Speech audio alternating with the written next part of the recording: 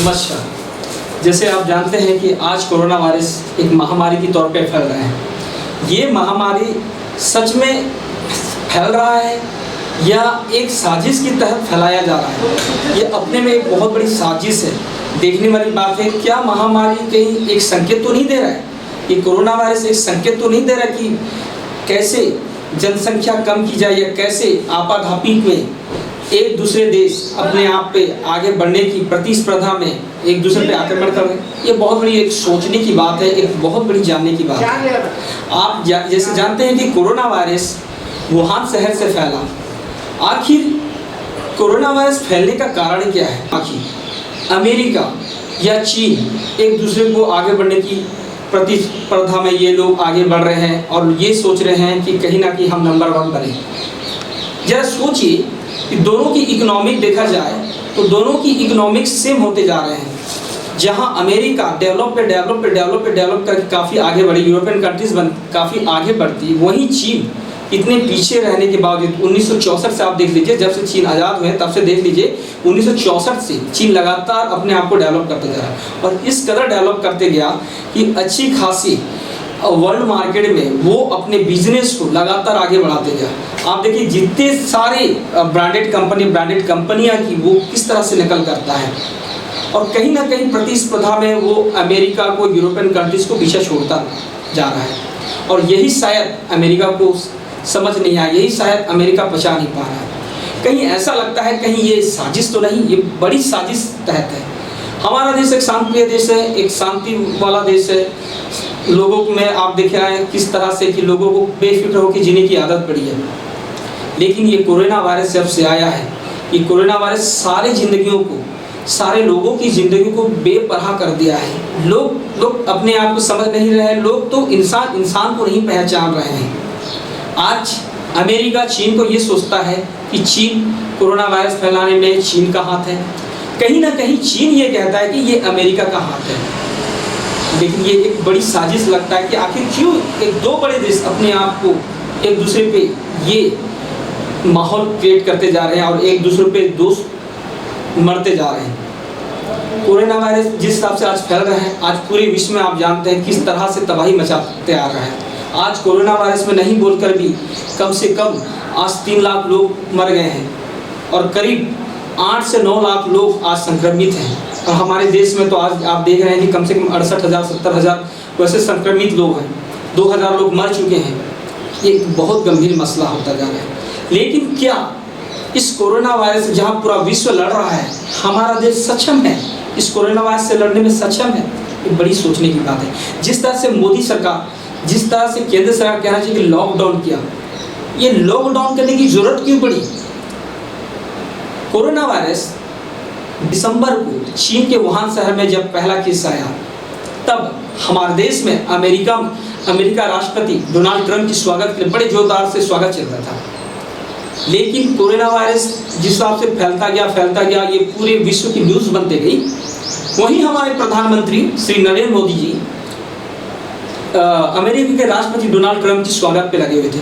करीब 2 महीना तक ये अमेरिका के राष्ट्रपति डोनाल्ड ट्रंप की स्वागत में लगे थे और ऐसे स्वागत में लगे थे कि ये भूल गए थे कि हमारे देश में भी कोरोना वायरस आ सकता है। क्योंकि चीन हमारा पड़ोसी देश होने के बावजूद महसूस होना चाहिए था, लेकिन उन्होंने महसूस होने नहीं दिया और कोरोना वायरस आज देखिए ऐसा है कि कोरोना वायरस फैल गया।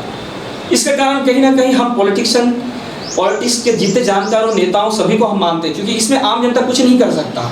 ये सारे उनके, अगर उस वक्त जब जनवरी से लेके आप मार्च के बीच देखें 68,000 लोगों ने और फ्लाइट की यात्रा की, उन्होंने यात्रा की, वो 68,000 लोगों की गवर्नमेंट चाहती तो जानकारी लेती, गवर्नमेंट चाहती तो लॉकडाउन करती। कहाँ? उस एयरपोर्ट पे उनकी जानकारी, उनकी डाटा खंगालती, डाटा खंगालने के बावजूद उन्हें चेक करती, उन्हें अच्छे से क्वारंटाइन करती, उन्हें जानकारी देती। लेकिन ऐसा कुछ नहीं हुआ। उस 2 महीने के अंतर्गत जो 68,000 लोग जो आए थे, जो पैसेंजर थे, वो पैसेंजर कहीं ना कहीं अपने घर चले गए। लेकिन गवर्नमेंट की इसमें ना समझी, समझ में आता है कि गवर्नमेंट ने ये कभी जानने की कोशिश नहीं की या समझने की कोशिश नहीं की कि कहीं ना कहीं हमें इसका गंभीर परिणाम भुगतना है। और ये आज हम देख रहे हैं आज मोदी जी, मैं ये नहीं कहता कि लॉकडाउन नहीं किया, अच्छा काम किया, मैं ये नहीं मानता कि उन्होंने गलत काम किया, बहुत अच्छा काम किया। लेकिन मोदी जी यही काम अगर आप उस वक्त किए होते जिस वक्त आप डोनाल्ड ट्रंप की स्वागत कर रहे होते, तो उस वक्त अगर करते तो आज शायद ये दिन भी देखना नहीं पड़ता। और आज इस कदर मोदी जी, आप चाहे जितनी भी लॉकडाउन कर लीजिए, लेकिन उससे कोई फर्क नहीं पड़ने वाला। आप देखिए, आपके इस 45-46 दिन के लॉकडाउन में पूरी तरह से आज संक्रमित लोग फैल रहे हैं। आप उठा के जमाती वाले को आप ये बोलते कि जमाती वाले फैला रहे हैं। मैं आपसे ये पूछना चाहता हूँ मोदी जी कि कितने जमातियों को हुआ है? या आप हिंदू मुस्लिम के दंगे, ये हिंदू मुस्लिम का खेल खेलना बंद कर दीजिए मोदी जी। आप एक देश के अच्छे प्रधानमंत्री बनिए, आप अच्छे प्रधानमंत्री आप कर सकते हो। आप जब तक अच्छे प्रधानमंत्री जब तक नहीं बनेंगे, तब तक इस देश में ऐसे दुर्दशा होती रहेगी। आपने क्या किया? पहले नोटबंदी कर दी, जीएसटी ला दी, फिर उसके बाद में आपने अयोध्या मामला ला दिया। आपने क्या कर रहे हैं मोदी जी? फिर उसके बाद ये कोरोना आ गया। आज हमारे देश की आर्थिक स्थिति बहुत कमजोर हो गई है, बहुत। आपको मालूम है, आपको तो मालूम होगा, आपको मालूम ही होना चाहिए प्रधानमंत्री जी कि आज हमारे देश में करीब 20 करोड़ लोग जिनके पास रोजगार थी आज बेरोजगार हो गए। एक बहुत बड़ी समस्या से हम जूझ रहे हैं। आज लोग आपने 45-46 दिन आप लॉकडाउन तो कर दिए, लेकिन मोदी जी आप ये नहीं सोच रहे हैं कि किस तरह से एक मिडिल क्लास आदमी जो भीख नहीं मांग सकता, मिडिल क्लास आदमी जो गरीबी राशन नहीं खा सकता, वो मिडिल क्लास आदमी भीख मांगने को शर्म कर रहा है। भीख मांगने की नौबत आ गई, फिर भी वो शर्म कर रहा है, किसी सामने हाथ नहीं फैला पा रहा। मोदी जी, ये एक बहुत बड़ी गंभीर समस्या है। ऐसी समस्या से आप कैसे निपटेंगे मोदी जी? कैसे निपटेंगे? ये बहुत बड़ी समस्या, आपको निपटना पड़ेगा। लेकिन आपने देश के, आप प्रधानमंत्री, आपको निपटना पड़ेगा। गरीबों को क्या, आप गरीबों को दे तो रहे हो राशन, चावल पानी दे तो रहे, चावल पानी देने के बावजूद आपको क्या कर रहे हैं मोदी जी? आप बताइए ना, क्या कर रहे हैं? वो बेचारे चावल से क्या जिंदा रहेंगे? क्या उन्हें सब्जी नहीं लगती, उन्हें तेल नहीं लगती? आखिर क्या है मोदी जी, ये क्या है बताइए आप?